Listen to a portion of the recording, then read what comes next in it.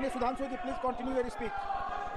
सभापति महोदय, अभी इस सदन के सबसे वरिष्ठ सदस्य, वयोवृद्ध नेता, पूर्व प्रधानमंत्री आदरणीय एच.डी. देवेगौड़ा जी ने जो विचार कहे, बड़े दुख का विषय है कि 21 घंटे का समय आवंटित होने के बावजूद, सबसे वरिष्ठ सदस्य के द्वारा यह अनुरोध करने के बावजूद जिस प्रकार का आचरण दिखाया जा रहा है, इससे साफ समझ में आता है सभापति महोदय कि इनका उद्देश्य सवाल का जवाब और जवाब के सवाल में नहीं है, इनका उद्देश्य बवाल में अधिक दिखाई पड़ रहा है। इसलिए ये अपोजिशन की इस नियत को भी स्पष्ट करता है। अब मैं विषय पे आता हूं। जो मैं बता रहा था कि बिंदु क्रमांक 5 पर राष्ट्रपति महोदया ने कहा कि यह देश के इतिहास में 60 साल के बाद यह पहली बार एक घटना हुई है जब लगातार 3 बार किसी प्रधानमंत्री को स्पष्ट बहुमत प्राप्त किया।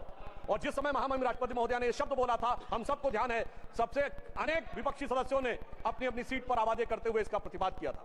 संभवतः उनके मन में इस बात के लिए स्वीकार्यता नहीं हो पा रही थी कि यह कैसे हो गया कि लगातार तीसरी बार मोदी जी के नेतृत्व में भारत की जनता ने स्पष्ट जनादेश दिया और पंडित जवाहरलाल नेहरू जी का वो रिकॉर्ड जिसके ऊपर वो बहुत इतराते थे, उसकी बराबरी हो गई। मगर हमारे बहुत से विपक्षी सदस्य कहते हैं कि साहब, नेहरू जी की बराबरी तो मोदी जी से नहीं हो सकती। तो सभापति महोदय, मैं आपके माध्यम से कहना चाहता हूं कि तीसरी बार मोदी जी चुन के आए हैं और ये मैं भी मानता हूं कि नेहरू जी और मोदी जी में बराबरी नहीं हो सकती, इसलिए तीसरी बार आने पे मैं सिर्फ 3 बिंदु दूंगा जिस पर हम मानते हैं कि नेहरू जी और मोदी जी की बराबरी नहीं हो सकती। नंबर 1, जब मोदी जी इस देश के प्रधानमंत्री के कैंडिडेट चुने जाने थे, सभापति महोदय, मुझे आज तक याद है 13 सितंबर 2013 शाम 6 बजे भाजपा की पार्लियामेंट्री बोर्ड की बैठक होनी थी और मोदी जी स्वयं उसके मेंबर थे, मगर उन्होंने कहा मैं उस बैठक में नहीं आऊंगा जिसमें मेरे बारे में विचार हो रहा हो। यह होता है नैतिकता के आधार के ऊपर निर्णय। और उस समय राजनाथ सिंह जी पार्टी के अध्यक्ष थे, तो मुझे यह दायित्व दिया गया था कि मैं मोदी जी को रिसीव करके अध्यक्ष के कमरे में बैठा लूं और जब बैठक समाप्त हो जाए तो सब एक साथ जाएंगे प्रेस कॉन्फ्रेंस में घोषित करने के लिए। और महोदय, पूरा पार्लियामेंट्री बोर्ड एक मत था, सारे कार्यकर्ता एक मत थे और पूरा देश एक मत था और तब प्रधानमंत्री के कैंडिडेट मोदी जी घोषित हुए।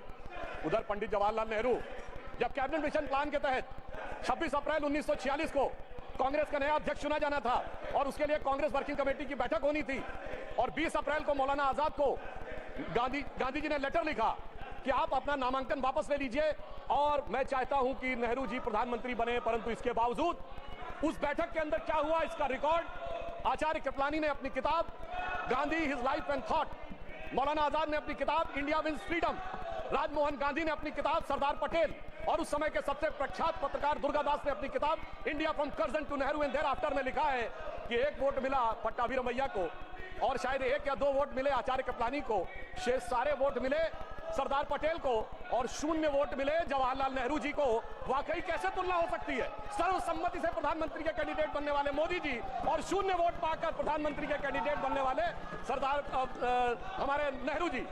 एक वो नेता जिसको पूरे देश ने नेता माना, एक वो नेता जिसको उसकी पार्टी में किसी ने नेता नहीं माना। इसलिए वाकई तुलना नहीं हो सकती। बल्कि मैं तो कहना चाहूंगा, आज खड़गे जी अध्यक्ष बनना था तो सोनिया गांधी जी की इच्छा थी तो सारे डेलीगेट्स ने खड़गे जी को वोट कर दिया और शशि थरूर जी ने नामांकन वापस कर लिया। उस समय गांधी जी की इच्छा के बावजूद किसी ने नेहरू जी को वोट नहीं किया, तो मैं कह सकता हूं आज खड़गे जी की स्थिति उस समय के नेहरू जी से बेहतर है। अब मैं दूसरा बिंदु कहना चाहता हूं कि इसमें वाकई प्रधानमंत्री श्री नरेंद्र मोदी जी और खड़गे जी में तुलना नहीं हो सकती। देखिए, नेहरू जी ने के विषय में प्रख्यात शायर मजरू सुल्तानपुरी ने एक आर्टिकल लिख दिया था कि उनकी कार्यशैली में हिटलर की झलक दिखती है और उसके बाद सभापति महोदय 2 साल जेल में रहे। और यहां मोदी जी के समय में हिटलर की मौत, मोदी जी की मृत्यु की कामना और कब्र खुदेगी जैसी बात कहने वाले लोग तो छोड़िए, जिन्होंने बोटी की बात कही थी वो सम्मानित सदस्य होकर अगले सदन में आ गए और इसके बावजूद किसी पे कोई कार्रवाई नहीं हो रही है। तो मैं मानता हूं कोई तुलना नहीं है मोदी जी और नेहरू जी की, दोनों की अप्रोच में जमीन आसमान का अंतर है। और एक मैं बात और कहना चाहता हूं, हमारे तीसरा बिंदु, हमारे प्रधानमंत्री श्री नरेंद्र मोदी जी को कितने देशों ने अपना सर्वोच्च नागरिक सम्मान दिया। इसमें Bhutan, France, Papua New Guinea, Fiji, रूस और मालदीव। और मेरे विरोधी विशेष रूप से सुने, इसके अतिरिक्त तमाम मुस्लिम देश, Egypt, Saudi Arabia, United Arab अमीरात, बहरीन, अफगानिस्तान और विशेषकर ध्यान दें फिलिस्तीन, इतने देशों ने अपना सर्वोच्च नागरिक सम्मान प्रधानमंत्री श्री नरेंद्र मोदी जी को दिया जो भारत के इतिहास में प्रधानमंत्री को नहीं मिला। और प्रधानमंत्री जी ने किसको सर्वोच्च सम्मान दिया? हमने भारत के, हमारी सरकार ने और सरकार की बनाई समिति ने सिर्फ हमारे नेताओं स्वर्गीय अटल बिहारी वाजपेयी जी और आदरणीय लाल कृष्ण आडवाणी जी को ही भारत का सर्वोच्च नागरिक सम्मान नहीं दिया, हमने कांग्रेस के भी नेताओं को सम्मान दिया। कांग्रेस के 3 बड़े नेताओं को भारत रत्न मिला। मदन मोहन मालवीय जी को हमारी सरकार में भारत रत्न मिला, प्रणब मुखर्जी जी को हमारी सरकार में भारत रत्न मिला, पीवी नरसिम्हा राव जी को हमारी सरकार में भारत रत्न मिला, हमारी पार्टी के नहीं थे परंतु कर्पूरी ठाकुर जी को भारत रत्न मिला, और कांग्रेस के नेता एससी जमीर और तरुण गोगोई जी को पद्म अवार्ड मिला। दूसरी तरफ नेहरू जी ने क्या किया, न किसी से अवार्ड मिला। अरे भाई, दूसरी पार्टी छोड़िए, अपनी पार्टी के सरदार पटेल और बाबा साहब अंबेडकर को भी नहीं दिया, उन्होंने अपनी सरकार से खुद को भारत रत्न ले लिया। यानी एक मोदी जी जिन्होंने सबको भारत रत्न दिया और एक उनकी सरकार जिसमें खुद को भारत रत्न मिल गया। तो मैं मानता हूं कि इन तीनों बिंदुओं पर नेहरू जी और मोदी जी में कोई तुलना नहीं है। इसलिए मैं कह सकता हूं कि मोदी जी नेहरू जी की तुलना में एक अतुलनीय प्रधानमंत्री हैं और उन्होंने यह अतुलनीय उपलब्धि हासिल की। और एक बात और कहूंगा अंत में, वाकई दोनों में बराबरी नहीं है। हम लोग बचपन में एक बड़ा गीत था जो हमारी पीढ़ी और हमसे पहले वाली पीढ़ी ने जब अवश्य सुना होगा कि दे दी हमें आजादी बिना खड़क बिना ढाल। उसमें एक लाइन थी कि फूलों की सेज छोड़ के दौड़े जवाहरलाल, वो तो फूलों की सेज पे थे, और हमारे प्रधानमंत्री जी चाय की केतली लेके प्लेटफॉर्म पे दौड़े नरेंद्र लाल। दोनों में जमीन आसमान का अंतर था, वो जवाहरात के लाल थे और नरेंद्र मोदी जी गुदड़ी के लाल थे। वो हीरे जवाहरात के बीच में उनका बचपन गुजरा और इन्होंने गुदड़ी के लाल ने निकलकर आज भारत माता का भाल जिस ऊंचाई तक पहुंचाया है उसके लिए सारा देश उन पर गर्व करता है। अब मैं पिछली बात को छोड़कर इस पे आता हूं कि तीसरे टर्म में हमारी सरकार किस प्रकार की बातों पर विचार करने की तरफ ध्यान दे रही है। राष्ट्रपति महोदया ने अपने बिंदु क्रमांक 5 में इस विषय का उल्लेख किया है, रिफॉर्म, परफॉर्म और ट्रांसफॉर्म। आने वाले समय में सबसे बड़ी चुनौती हमारे सामने आने वाली है वो है एनर्जी, और एनर्जी में ग्रीन एनर्जी। हमारी सरकार ने, प्रधानमंत्री श्री नरेंद्र मोदी जी ने इस विषय को बहुत पहले से ध्यान कर इस बात को समझ लिया कि आने वाला एरा ग्रीन एरा है। और याद करिए कि हमारी सरकार ने आने के बाद सबसे पहले क्या किया था, एलईडी बल्ब देने शुरू किए थे। अब तक 37 करोड़ एलईडी बल्ब डिस्ट्रीब्यूट किए जा चुके हैं, जो अमेरिका की कुल आबादी से अधिक। उस समय हमारा अधिकतम पावर कंजम्पशन 50% से अधिक कोयले से होता था। अगर हम विकसित राष्ट्र बनना चाहते थे और केवल कोयले से कंजम्पशन करते तो भारी मात्रा में कार्बन डिपोजिशन होता। ग्रीन एनर्जी का टारगेट जो हमारी सरकार ने रखा, प्रधानमंत्री जी के नेतृत्व में यह टारगेट रखा गया कि 2030 तक भारत की इंस्टॉल्ड कैपेसिटी पावर जनरेशन का 40% क्लीन एनर्जी से होगा। और हमेशा सरकारों में देर में होता है कार्य, मगर महोदय मैं बताना चाहता हूं पहली बार भारत के इतिहास में वो 40% install capacity by clean energy का टारगेट 8 साल पहले 2022 में अचीव कर लिया गया। और अब 2030 के लिए रिवाइज टारगेट 50% क्लीन एनर्जी का हो गया है। यह दर्शाता है कि हमने कितना महत्वपूर्ण छलांग लगाई है। इसीलिए हम तीसरे नंबर की देश बन गए हैं सोलर एनर्जी के संदर्भ में। 2014 में जहां सोलर एनर्जी 2.6 गीगावाट थी, वहीं 2023 में 66.7 गीगावाट हो गई है। और इतना ही नहीं, अब प्रधानमंत्री जी ने जो एक प्रधानमंत्री सूर्य घर योजना शुरू की, जिसका उल्लेख राष्ट्रपति महोदया के अभिभाषण में है, मैं बताना चाहता हूं लोगों के घर पे सोलर रूफटॉप्स लगेंगे और मुफ्त की बिजली प्राप्त हो रही है। और मुफ्त की बिजली के साथ साथ जो इलेक्ट्रिक स्कूटर या इलेक्ट्रिक कार चलाएंगे उनका चार्जिंग भी मुफ्त की हो जाएगी। सोचिए कि एक ऐसी योजना जिसमें किसी भी प्रकार का पर्यावरण पर आक्षेप नहीं आ रहा है, पर्यावरण के ऊपर कोई प्रभाव नहीं पड़ रहा है, मुफ्त की ऊर्जा मिल रही है, और वो भी सरकारी खजाने पर बगैर कोई बोझ डाले। जो लोग मुफ्त की बात करते थे, अगर देखा जाए तो प्रधानमंत्री जी ने ईमानदारी से एक ऐसी योजना के माध्यम से देश के करोड़ लोगों को मुफ्त बिजली देने का प्रयास किया है जो अपने आप में अद्भुत और अलग है। और आगे भी हम भविष्य में हाइड्रोजन एनर्जी मिशन की तरफ आगे बढ़ रहे हैं। राष्ट्रपति महोदया ने उल्लेख किया कि स्टार्टअप के मामले में हम दुनिया के तीसरे बड़े इकोसिस्टम बन गए, मगर हम तीसरे बड़े इकोसिस्टम से संख्या के आधार पर नहीं बने। जब हमारी सरकार नहीं थी कुछ 100 स्टार्टअप थे, आज 1 लाख से ऊपर स्टार्टअप है। सभापति महोदय, 1 लाख की संख्या महत्वपूर्ण नहीं है, 675 जिलों में से 600 जिलों में स्टार्टअप काम कर रहे हैं। ये हमारी सरकार की महत्वपूर्ण उपलब्धि है। केवल स्टार्टअप का मतलब दिल्ली, मुंबई, बेंगलोर, हैदराबाद ये नहीं है। 675 में 600 जिलों में स्टार्टअप काम कर रहे हैं। और डोमेस्टिक फ्लाइट्स के मामले में हम तीसरे बड़े सिविल एविएशन सेक्टर हो गए हैं। राष्ट्रपति महोदया ने इस बात का उल्लेख किया कि 2014 में 209 हवाई मार्ग थे और अब 905 हवाई मार्ग हो गए। अब लगभग हर राज्य में एक एयरपोर्ट जरूर है। और किस प्रकार का बदलाव आया है इसका उल्लेख दीजिए कि आज दुनिया में सबसे ऊंचा पुल कश्मीर में चिनाब नदी के ऊपर हमारी सरकार के समय में बन के तैयार हुआ। सबसे लंबा पुल समुद्र के ऊपर एशिया का मुंबई में हमारी सरकार के समय में तैयार हुआ है। सबसे बड़ा केबल पुल गुजरात में हमारी सरकार के समय में तैयार हुआ है। और नदी के नीचे से चलने वाली मेट्रो कोलकाता में हमारी सरकार के समय में तैयार हुई है। यह दर्शाता है कि विकास के नए प्रतिमानों पर किस प्रकार से इस सरकार के दौरान हम आगे बढ़े। देखिए, बड़े विषयों की तरफ तो अक्सर लोगों का ध्यान काफी जाता है, परंतु मैं एक चीज पर और ध्यान देना चाहता हूं कि मोदी जी की सरकार के समय में बहुत छोटी छोटी चीजें, उनसे देश के विकास में क्या भूमिका हो सकती है उस तरफ ध्यान दिया गया। मैं 3 छोटी चीजों पे ध्यान दिलाना चाहता हूं। शहद हम सब बहुत सामान्य रूप से यूज करते हैं। हनी, शहद का निर्यात 2014 में 445 करोड़ था और 9 सालों में बढ़कर 1623 करोड़ रुपए हो गया। किसानों, खिलौना, देखिए जब हम चाइना की बात करते थे तो बहुत सी बात होती थी, खिलौने हमारे यहाँ क्यों नहीं बन सकते। इन 9 सालों में हमने 1844 करोड़ रुपए के खिलौने जो हैं वो एक्सपोर्ट किए हैं। ये हमने इस छोटी सी चीज में आगे बढ़ने का प्रयास किया। और दूसरी चीज जो हमारे विरोधियों को शायद याद हो, खादी, जिसका महात्मा गांधी जी के साथ बड़ा संबंध माना जाता था, हमारी मोदी जी के प्रयासों से 2014 में जो खादी का मार्केट 31,000 करोड़ रुपए का था वो अब बढ़कर 1,35,000 करोड़ रुपए का हुआ, यानी 4 गुना अधिक खादी में हमने वृद्धि प्राप्त की है। और बड़े स्तर पर अगर हम देखें तो डिफेंस मैन्युफैक्चरिंग, जो कि हमारी सरकार आने से पहले होती नहीं थी, जिसकी वजह से हम सिर्फ हथियार खरीदते थे और अपने आप बनाने की हमारे अंदर सामर्थ्य तो थी और सरकारों में इच्छा शक्ति नहीं थी। और अब स्थिति यह आई है कि अब 1 लाख करोड़ रुपए की डिफेंस मैन्युफैक्चरिंग इस सरकार के कार्यकाल में हो रही है। डिफेंस एक्सपोर्ट हमारा 18 गुना बढ़ा है। और सभापति महोदय, 500 हमारे डिफेंस के ऐसे प्रोडक्ट हैं जिसे सरकार ने निर्णय लिया है कि इनका इंपोर्ट बैन, यानी जो पहले विदेश से आते थे वो 500 प्रोडक्ट भारत में ही बनेंगे, इक्विपमेंट, और वो विदेश से नहीं लिए जाएंगे। और इतना ही नहीं, उत्तर प्रदेश और तमिलनाडु में 2 डिफेंस कॉरिडोर बनाए गए जिसका उल्लेख राष्ट्रपति महोदय ने किया है, जिसमें ब्रह्मोस मिसाइल बनने का उल्लेख भी उन्होंने किया है, जो भारत की पहली इंटरमीडिएट रेंज बैलिस्टिक मिसाइल है और जिसे हमने एक्सपोर्ट करने की शुरुआत की और फिलीपींस पहला देश बना जिसने एक्सपोर्ट का ऑर्डर लिया है। सभापति महोदय, मैं उत्तर प्रदेश का रहने वाला हूं। वहां ब्रह्मोस मिसाइल का कोई पार्ट बने, कोई कंपोनेंट बने, ये अपने आप में कितने बड़े गर्व का विषय है। मुझे याद है कि हमारी सरकार, मोदी जी की सरकार आने से पहले उत्तर प्रदेश की छवि क्या बना के रखी गई, सिनेमा क्या बनता था उत्तर प्रदेश में, जिला गाजियाबाद, लखनऊ सेंट्रल, तो सीरीज बनती थी मिर्जापुर, तो ओंकारा में मेरठ की गैंगवार, तो बाबर फिल्म में कानपुर की गैंगवार, तो कंपनी फिल्म में दिखाया जाता था कि जैसे कि मुंबई का सारा जो माफिया है वो पूर्वी उत्तर प्रदेश से आ रहा है। आप सोचिए, उस समय अवैध हथियारों के बनने के समाचार आते थे और अब intermediate range ballistic missile Uttar Pradesh में डिफेंस कॉरिडोर में बनने जा रही है। कितना बड़ा नजारा बदलने के बाद भी जिनकी नजरें ही ना हो उनको नजारा कैसे नजर आ सकता है, यह समझा जा सकता है।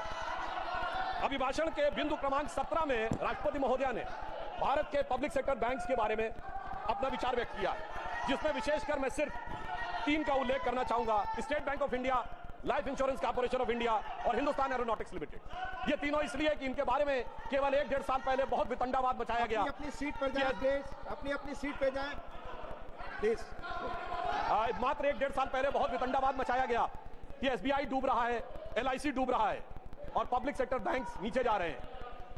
राष्ट्रपति महोदय ने बताया कि इस साल पब्लिक सेक्टर बैंक्स ने 1,40,000 करोड़ रुपए का मुनाफा कमाया है, जो आज तक कभी नहीं हुआ था। पिछले क्वार्टर में स्टेट बैंक ऑफ इंडिया का मुनाफा केवल 1 तिमाही का 21,000 करोड़ रुपए है, जो प्राइवेट और पब्लिक सेक्टर सारी कंपनियों में मिला के सबसे ज्यादा है। पहली बार एसबीआई ने रिलायंस से भी ज्यादा मुनाफा कमा के दिखाया है। LIC का पिछले क्वार्टर का मुनाफा 19,000 करोड़ रुपए है, जो LIC का ऑल टाइम हाई है। और मैं ये भी बताना चाहता हूं कि हिंदुस्तान एरोनॉटिक्स लिमिटेड, माननीय LOP कुछ बोलना चाहते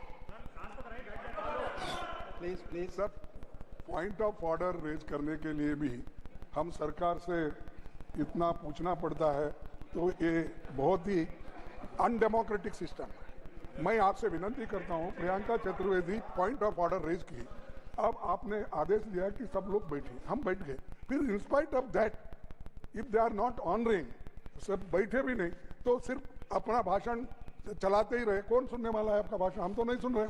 माननीय प्लीज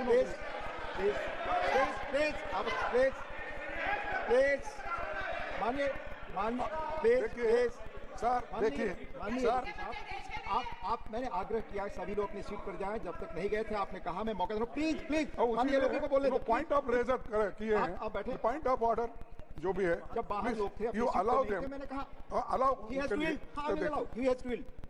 नहीं। पॉइंट ऑफ ऑर्डर उठाना चाहती है प्रियंका जी, आप सहमत हैं? Point of order Priyanka ji, point of order आप तय करिए पॉइंट ऑफ ऑर्डर। हाँ Priyanka ji. Chairman sir, right now please sir, why should he, किस नियम के तहत, कौन सा? सर मैं बिल्कुल आपको नियम भी बताऊंगी sir, and I am also member of parliament and I have been given this right sir to raise a point of order. It is unfair that I have been screaming non stop and the members of opposition have been asking you to leave. Sir point number 259, sir point number 259, chairman to preserve order and enforce decisions. The chairman shall preserve order and shall have all powers necessary for the purpose of enforcing his decisions. Sir, we have been protesting non-stop. We cannot hear what he's speaking. He's being allowed to speak while we are not being allowed to even raise a point of order. Isn't it your responsibility, sir, with all due respect, to ensure that even the opposition voices can be heard? Yes, I will sit down, sir. This is not point of order. This is not point of order. Please. आप बोले. सभापति महोदय, मेरा विचार ये था, हमारे विपक्षी दल यदि हाउस ऑर्डर में होता तो पॉइंट ऑफ ऑर्डर ज्यादा उपयुक्त नजर आता, परंतु मैं अब अपना विषय आगे रखने का प्रयास करता हूं कि स्टेट बैंक LIC ने ऑल टाइम हाई प्रॉफिट पिछले क्वार्टर में दर्ज किया है और हिंदुस्तान एरोनॉटिक्स लिमिटेड को 29,000 करोड़ रुपए का रेवेन्यू मिला है और 80,000 करोड़ रुपए का उनका ऑर्डर पाइपलाइन में है जो HAL को आज तक नहीं मिला था। यह दर्शाता है कि SBI, LIC और HAL ने इस सरकार के कालखंड में सबसे ऊंचा मुकाम हासिल किया है। यह दर्शाता है कि किस प्रकार का दुष्प्रचार था और किस प्रकार का यथार्थ आज आंकड़ों के आधार पर देखने को मिलता है। मैं यह भी याद दिलाना चाहता हूं सभापति महोदय कि राष्ट्रपति महोदय ने अपने अभिभाषण में कहा कि भारत का विश्व की विकास दर में योगदान 15% होने जा रहा है, यानी इस प्रकार से भारत अब दुनिया के विकास में एक अग्रणी भूमिका निभाने जा रहा है। तो इसी संदर्भ में मैं उन्हीं की बात को पुष्ट करते हुए यह बताना चाहता हूं कि इंटरनेशनल मॉनेटरी फंड IMF की चीफ क्रिस्टीना जॉर्जिएवा ने यह स्टेटमेंट दिया है कि भारत 15% ग्रोथ में कंट्रीब्यूट करके दुनिया में ग्रोथ का इंजन बनने की भूमिका निभाने जा रहा है। एक दौर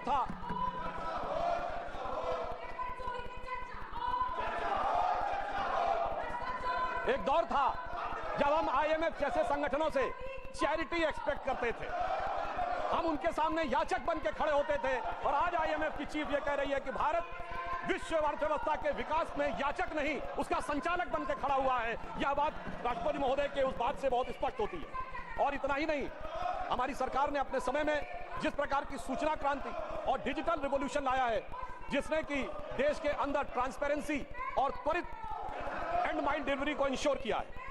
आगे मैं आपका ध्यान सभापति महोदय आकृष्ट करना चाहूंगा कि राष्ट्रपति महोदय ने अपने अभिभाषण के बिंदु क्रमांक 28 पर नालंदा विश्वविद्यालय की पुनर्स्थापना के संदर्भ में यह कहा कि यह भारत की सांस्कृतिक चेतना की पुनर्स्थापना का प्रतीक था। नालंदा सिर्फ भारत में ज्ञान का प्रतीक नहीं था, उस ज्ञान के प्रतीक को जिस ढंग से ध्वस्त किया गया, उस ज्ञान के प्रतीक को जिस ढंग से नष्ट किया गया, यह भारत की सांस्कृतिक चेतना की वो जीवनी शक्ति का प्रतीक था कि हमारी सरकार ने उसको जिस ढंग से स्थापित किया है वो कितना गहरा घाव था भारत के ऊपर। इसको मैं कोट करना चाहता हूं बाबा साहब अंबेडकर के शब्दों में। बाबा साहब अंबेडकर ने अपनी किताब जो उनकी writings and speeches of Baba Saheb Ambedkar, publish by Maharashtra government in 1987, then republish by central government in January 2014, इन्हीं की सरकार में ministry of social justice and empowerment के द्वारा उनमें डिक्लाइन ऑफ बुद्धिज्म में उन्होंने लिखा है, मैं कोट कर रहा हूं उनके उस आर्टिकल से, how the Buddhist perished by the sword of Muslim invaders has been recorded by the Muslim historians themselves, summarizing the evidence relating to the slaughter of Buddhist monks by the Muslim generals in the course of their invasion in Bihar in 1197 AD। और आगे उन्होंने Vincent Smith को coat किया है कि नालंदा विश्वविद्यालय के एक एक भिक्षु को पकड़कर किस प्रकार से मार दिया गया, कुछ लोग अपनी जान बचाकर नेपाल और तिब्बत चले गए। मगर महोदय, प्रधानमंत्री जी ने कहा कि आप पुस्तकों को जला सकते हो, आप इमारतों को जला सकते हो, पर भारत की ज्ञान और संस्कृति की परंपरा को नहीं जला सकते हो। और इसलिए हमारी सरकार ने जो नालंदा का पुनर्स्थापना करने का प्रयास किया है वो भारत की ज्ञान परंपरा को पुनर्स्थापित करने का। मगर सभापति महोदय, जब भारत की सांस्कृतिक चेतना की बात आती है तो निश्चित रूप से हमारे मन में नालंदा, बोधगया और उसी के साथ साथ भव्य श्री राम मंदिर का विषय भी आता है। परंतु इस बार बड़ी मजेदार बात है कि अयोध्या की लोकसभा सीट पर हमें वांछित सफलता नहीं मिली और उसको लेकर इनके चेहरों के ऊपर जो चमक दिखाई पड़ती है, ये अपने आप में राजनीतिक विश्लेषकों के लिए एक फूड फॉर थॉट है। क्योंकि इस प्रकार का एक वातावरण इस देश में बनाया गया कि एक वर्ग के लिए all eyes should be on Rafah, चाहे किसी को पता हो रफा है क्या, कहां ये ना पता हो, पर दूसरे के लिए all eyes should not be on Ayodhya. परंतु मैं ये भी बताना चाहता हूं सभापति महोदय, ये लोग समझ नहीं पाए। अयोध्या में जब हमें वांछित सफलता नहीं मिली तो हमारे विरोधी बता क्या रहे हैं, देखिए साहब, आप अयोध्या हार गए, बस्ती हार गए, प्रयागराज हार गए, चित्रकूट हार गए, नासिक, रामटेक और रामेश्वरम, यानी भगवान राम से जुड़े सारे स्थलों के बारे में बता रहे हैं कि यहां भारतीय जनता पार्टी को वास्तविक, जैसे कई तो ऐसी सीटें थी रामेश्वरम कभी नहीं जीते थे। परंतु महोदय, मैं कह रहा हूं ये समझ नहीं पाए प्रभु की लीला क्या है। जो लोग ये कहते थे कि राम हुए नहीं, इसका सबूत दो, वो उत्तर से दक्षिण तक राम से जुड़े स्थानों का सबूत दे रहे हैं कि अयोध्या भी राम से जुड़ी थी, बस्ती भी जुड़ी थी, प्रयागराज भी था, रामटेक भी था, रामेश्वरम भी था। अरे आपको लगता है कि भगवान हमको हरवाने के लिए आए थे? नहीं, आपको अपना अस्तित्व मनवाने के लिए आए थे। और मैं ये भी बताना चाहता हूं महोदय, रामचरितमानस और रामायण में भी उल्लेख है कि एक बार नागपाश भगवान राम को भी लगा था, और नागपाश लगने के कारण एक मूर्छा आ गई थी, और तब राम विरोधी दल में बड़ी खुशियां छा गई थी, मगर वो प्रभु की लीला का हिस्सा था, सिर्फ हनुमान जी को अपनी शक्ति याद दिलाने के लिए। और ऐसा पहली बार नहीं हो रहा है, ऐसा पहली बार नहीं हो रहा है। सभापति महोदय, आज से 30 साल पहले मुझे याद है उत्तर प्रदेश में जब समाजवादी पार्टी और कांग्रेस सबने मिलकर सरकार बनाई थी, सपा बसपा और कांग्रेस आई ने मिलकर, तब एक नारा लगा था कि मिले मुलायम काशीराम, हवा में उड़ गए जय श्री राम। मगर हम तब भी नहीं डिगे थे, और जो हवा में उड़ाने की बात कर रहे थे, 3 साल में हमने केंद्र में सरकार बना के दिखा दी थी और उत्तर प्रदेश में भी सरकार बनी थी। अरे अब तो इतना अंतर आया है, तब आप हवा में उड़ाने की बात कर रहे हैं, अब आप एक एक स्थान को बता रहे हैं। आप निश्चित रहिए, जिसे एक हम लोग जो प्रसिद्ध भजन सुनते थे उसमें ये कहा गया है, जो हनुमान जी का प्रसिद्ध भजन है कि रावण युद्ध अजान कियो तब नाग की फांस सबे सिर डारो, परंतु चिंता मत करिए, वो शक्ति पुनः जागृत हो रही है, और वो जागृत होकर हमें पुनः वहां तक पहुंचाने का प्रयास रखेगी। और एक मैं गंभीर बात करूंगा, श्री राम का विषय हमारे लिए हार जीत का विषय नहीं है। हम 2 सीटों की पार्टी थे, तब भी उतनी श्रद्धा और निष्ठा के साथ खड़े थे। हम 86 सीट पे भी वैसे ही खड़े थे, 120 पे वैसे ही खड़े थे, 182 पे वैसे ही खड़े थे, 282 पे वैसे ही खड़े थे, 303 पर वैसे ही खड़े, और 240 पर भी वैसे ही खड़े हुए हैं। आपके लिए चुनावी हार जीत का विषय होगा, हमारे लिए चुनावी हार जीत का विषय नहीं है, परंतु हमें लगता है कि भारतीय समाज में भी कुछ लोगों के मन में अभी भी इसको लेकर हो सकता हमारी तपस्या में कोई कमी रही हो। तो मैं ये कहना चाहूंगा भारत के सभी लोगों से, अटल बिहारी वाजपेयी जी की कविता की वह प्रसिद्ध पंक्ति जो उनकी कविता थी, आओ मिलकर दिया जलाएं, तो मैं इसके लिए कहना चाहूंगा कि अभी हमारा यह प्रयास बाकी है। तो एक पंक्ति उनकी मैं कोट करना चाहता हूं, जो आज की परिस्थितियों में बहुत समीचीन लगती है कि आहुति बाकी यज्ञ अधूरा, आहुति बाकी यज्ञ अधूरा, अपनों के विघ्नों ने घेरा, अंतिम जय का वज्र बनाने नवदधीच हड्डियां गलाएं, आओ मिलकर दिया जलाएं। अब सभापति महोदय, राष्ट्रपति के अभिभाषण और शपथ में हमारे विरोधियों ने बहुत बार संविधान का विषय बहुत उठाया, और राष्ट्रपति महोदय ने अपने अभिभाषण के बिंदु क्रमांक 28 पर संविधान और संविधान से जुड़े विषयों के बारे में बात कही। मगर महत्वपूर्ण बात यह है सभापति महोदय कि संविधान इस देश के लिए कितना महत्वपूर्ण है, और इन लोगों ने अपने समय में संविधान में क्या किया और किस भावना से प्रेरित किया, मैं 3 उदाहरणों के कंपैरिजन से बताना चाहता हूं। सभापति महोदय, सितंबर 1934 में नाजी पार्टी का न्यूरमबर्ग में कन्वेंशन हुआ, जिसमें नाजियों की बड़ी प्रसिद्ध film Triumph of the will का मंचन हुआ, और उस मंचन के बाद हिटलर के राइट हैंड आदमी रुडोल्फ हेस ने नारा लगाया था, Hitler is Germany and Germany is Hitler. और ठीक वही नारा 1976 में कांग्रेस के देवकांत बरुआ जो राष्ट्रीय अध्यक्ष उन्होंने लगाया, India is Indira and Indira is India. यानी सोचिए कि ये किन विचारों से प्रेरित थे और संविधान कितने बड़े खतरे में थे। मैं दूसरा उदाहरण देना चाहता हूं, 26 अप्रैल 1942 को जर्मनी की संसद रीस्टैग को संबोधित करते हुए हिटलर ने कहा जजों को कि जो जज आज के युग की आवश्यकता नहीं समझते, मैं इंटरवीन भी करूंगा, उनको सुपरसीड भी करूंगा और उन्हें पद से भी हटाऊंगा। और ठीक यही काम 24 अप्रैल 1973 को श्रीमती इंदिरा गांधी ने किया, जब उन्होंने जजेस को सुपरसीड किया और कमिटेड जुडिशरी की बात कही। अर्थात संविधान के ऊपर खतरा और संविधान से किस प्रकार की परिस्थितियां थी आज की पीढ़ी को याद नहीं होगा। 38वां और 39वां संविधान संशोधन के द्वारा न्यायिक समीक्षा के अधिकार को समाप्त कर दिया गया, यानी कोई जुडिशरी इस बात पे कोई टिप्पणी नहीं कर सकती है। वो लोग आकर आज कहते हैं कि वो संविधान की रक्षा करने वाले हैं। और मैं यह भी याद दिलाना चाहता हूं, श्री जॉर्ज फर्नांडिस जी जैसे नेता को हाथ में हथकड़ी लगाकर सड़क के ऊपर चलाया गया, वो लोग आज कहते हैं कि इनको संविधान की रक्षा करने की आवश्यकता है। और 42वां संविधान संशोधन ऐसा संविधान संशोधन था महोदय, जिसमें 40 आर्टिकल बदले गए, 14 आर्टिकल नए जोड़ दिए गए, 2 नए चैप्टर जोड़ दिए गए, और बाबा साहब अंबेडकर ने प्रियम्बल ऑफ द कॉन्स्टिट्यूशन, जिसे संविधान की आत्मा कहा था, उस आत्मा को भी बदल दिया गया। वो लोग आज कहते हैं, और आज प्रेस की स्वतंत्रता की बात कहते हैं, उस समय जो अखबार छपते थे तो पीआईबी को एक लाइन वेट करानी पड़ती थी पीआईबी से, तब जाके समाचार पत्र में कुछ छपता था, और जिसके लिए उस जमाने में एक मशहूर शेर बोला गया। आप सबको पता होगा कि उर्दू के बड़े प्रसिद्ध शायर गालिब हुए हैं, मीर तकी मीर हुए हैं, शेख मोहम्मद इब्राहिम ज़ोक हुए हैं, तो लोगों ने दिल से दुखी होकर कहा था कि अब तो गालिब ज़ोक साहिर मीर सरकारी, अब तो गालिब ज़ोक साहिर मीर सरकारी, शायरी की हो गई तासीर सरकारी। महोदय, मगर इतना ही नहीं था, यह सिर्फ इमरजेंसी का विषय नहीं था। मैं याद दिलाना चाहता हूं, जब जब ये सत्ता में आए संविधान खतरे में आया। श्री राजीव गांधी जी जब सत्ता में आए और सर्वोच्च न्यायालय ने एक निर्णय दिया, और वो निर्णय शरिया के विरुद्ध नजर आया, तो इस देश की संसद ने सर्वोच्च न्यायालय के निर्णय को रौंद कर शरिया को संविधान से ऊपर कर दिया, संविधान खतरे में था। और तब हमने उसका विरोध किया। मैं विनम्रता से पूछना चाहता हूं, दुनिया में कोई एक सेकुलर देश बताइए जहां शरीयत संविधान से ऊपर होता हो। यह सिर्फ हमारे देश में था और संविधान सबसे बड़े खतरे में था। अब मैं दूसरी बात बताना चाहता हूं, 1992 में पीवी नरसिम्हा राव जी के समय में ढांचा गिरने पर हमारी उत्तर प्रदेश की सरकार बर्खास्त कर दी गई। समझ में आता है, भाजपा की सारी सरकारें बर्खास्त कर दी गई। किस आधार पे? संविधान खतरे में था। 1994 झारखंड मुक्ति मोर्चा रिश्वत कांड, जिसमें यह साबित हो गया कि झारखंड मुक्ति मोर्चा के 3 सांसदों ने पैसा लेकर कांग्रेस की सरकार को बचाया है। उस समय जुडिशियल इम्यूनिटी थी, अब कोर्ट ने उसको हटाया है।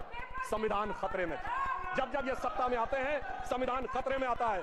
और सभापति महोदय, अब मैं ये कहना चाहूंगा, जब मनमोहन सिंह जी की सरकार आई, मैं देश की प्रबुद्ध जनता से पूछना चाहता हूं, ये बताइए देश की सर्वोच्च एग्जीक्यूटिव बॉडी क्या है संविधान के साथ? Union cabinet.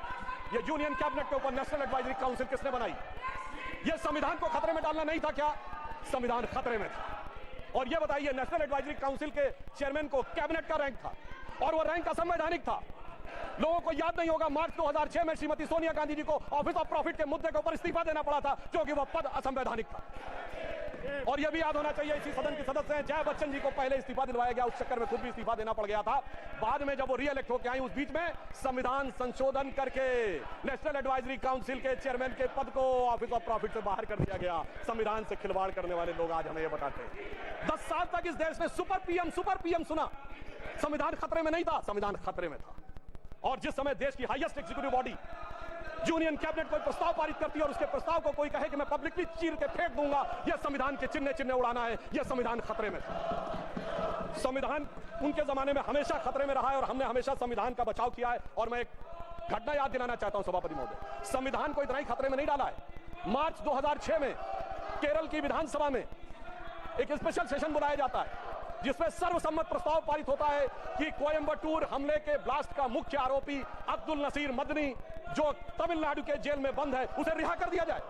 और 117 के 117 विधायक, सारे कांग्रेसी, सारे कम्युनिस्ट उसके पक्ष में वोट करते हैं। यानी एक आतंकवाद के आरोपी के पक्ष में विधानसभा का प्रयोग करना, यह संविधान खतरे में था।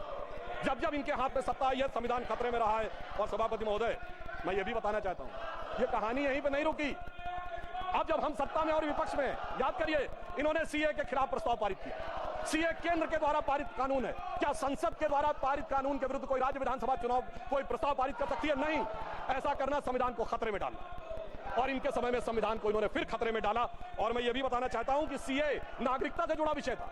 नागरिकता केंद्र का विषय, उसका प्रदेश से कोई मतलब नहीं है। इसके बावजूद नागरिकता से जुड़े केंद्र के कानून पर प्रदेश की सरकारें इनकी प्रस्ताव पारित करें, यह संविधान खतरे में डाला। फिर भी मैं सभापति महोदय कहना चाहता हूं, 2 नेता जेल में चले गए तो इनको लगता है कि संविधान खतरे में आ गया और इनको लगता है कि वो न्यायिक कार्रवाई के तहत नहीं गए। तो मैं अपने विरोधियों के सुलभ संज्ञान के लिए याद दिला देना चाहता हूं कि ये क्या 2014 के बाद ही हुआ है? सोनिया जी और राहुल जी को जिस नेशनल हेराल्ड केस में बॉन्ड लेना पड़ा, वो 2013 अक्टूबर में दर्ज हुआ, हमारी सरकार नहीं थी। कनिमोझी जी और ए राजा जेल गए 2011 में, हमारी सरकार नहीं थी। सुरेश कलमाडी जी जेल गए 2010 में, हमारी सरकार नहीं थी।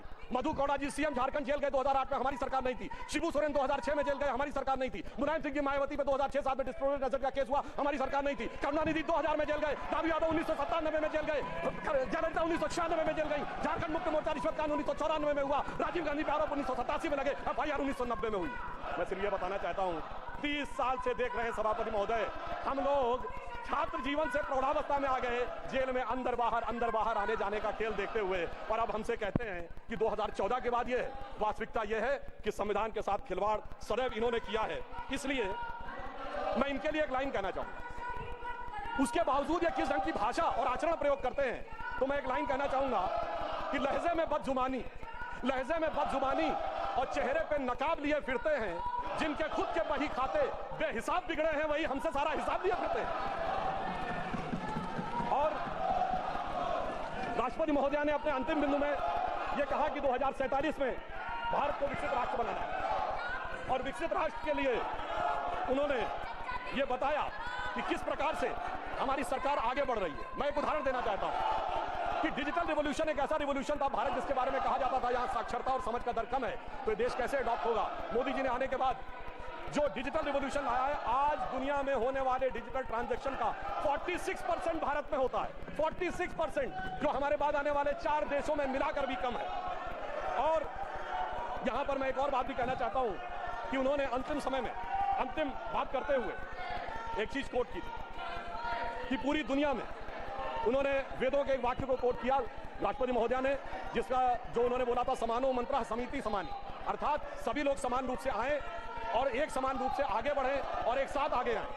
मगर सभापति महोदय, मैं आश्वस्त करना चाहता हूं, आज से कुछ साल पहले डिस्कवरी चैनल पे एक प्रोग्राम आता था Michael Woods story of India, जिसमें उसने कहा कि इंडिया में वो पोटेंशियल है कि अगर इंडिया अपने पोटेंशियल को सही ढंग से प्रयोग करेगा तो by the mid of this century India will be the biggest nation and richest nation on this earth. ये इंपॉर्टेंट नहीं है सभापति महोदय, उसने कहा India will be the biggest and richest nation on this earth, the place at which it remain most of the time in the history. अर्थात वो जो हमारा अतीत था वो हम प्राप्त करके रहेंगे। और मैं एक बात और कहना चाहता हूं, हमारे विरोधी लोग किस विचार की बात करते हैं, इनके मन में सुनिए, इनके एक बहुत बड़े आइडियोलॉजिकल थिंकर थे जो चुनाव के दौरान क्या बोले कि उत्तर भारतीय यूरोपियों से हैं, तो पश्चिम वाले अरब वालों से जुड़े हैं, तो पूरब वाले चीन वाले से हैं, दक्षिण वाले अफ्रीका वालों से। वैसे सुनिए, वो इस्तीफा दिया था फिर इनस्टेट हो गए, यानी केवल चुनाव के लिए था, वो चेहरे का नकाब उतर गया है। तो मैं उन्हें बताना चाहता हूं कि महोदय, आपको पता नहीं है भारतीयों के भारत की वास्तविकता क्या थी और आपके मन में गुलामी की मानसिकता क्या भरी हुई है। मैं एक उदाहरण देना चाहता हूं, अरब के लोग भारत के बारे में क्या सोचते थे, या अरब के कई हिस्टोरियंस जिसमें इब्न असीर, इब्न कतीर, इब्न खल्दूम ने ये वर्ड यूज किया है, अजीजुल ली इल्मीन इन बिलादुल इन हिंद, अर्थात the cool bridge of wisdom comes from the land of India. और ये हमको समझाते हैं, हम उधर से आए। और मैं प्रबुद्ध लोगों से कहना चाहता हूं, जाके चेक कर लीजिए। Take your seat. Take your. Would you like to make an appeal to them?